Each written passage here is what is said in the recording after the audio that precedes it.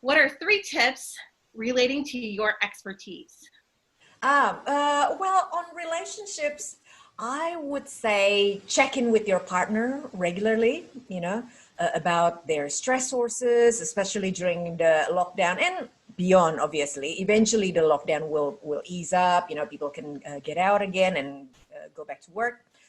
So whatever their stress sources is, maybe, kids, homeschooling kids, maybe, just whatever the source is, just check in regularly. Very important. And check in about their fears. You've been talking about fears, so listen and wanting to know more. So be inquisitive, putting a lot of attention to your partner because they need it.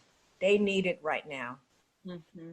And support one goal. So that's not too much, not overwhelming. Just, hey, I'm here to support you. What is the one thing that I can help you with? So support, starting just for one goal. So you are not feeling overwhelmed too.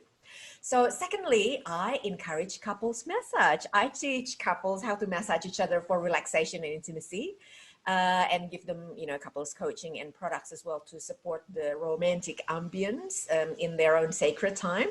So because, physical touch is one of the top 5 love languages. You probably have heard about 5 love languages before.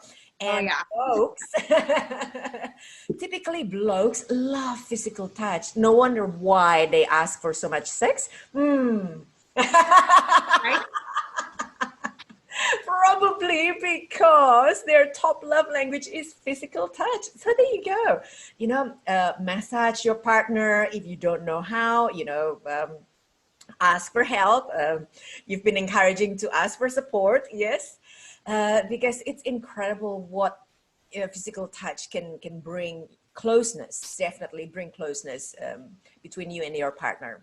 And then number 3, just you can take it all the way to make deep and meaningful love.